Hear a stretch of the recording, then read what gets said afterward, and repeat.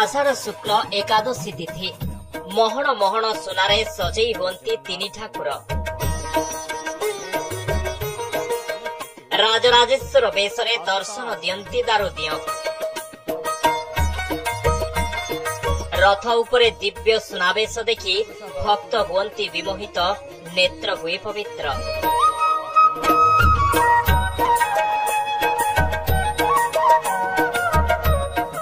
महाप्रभुଙ୍କ दिव्य सुनावेश करंतु संदर्शन।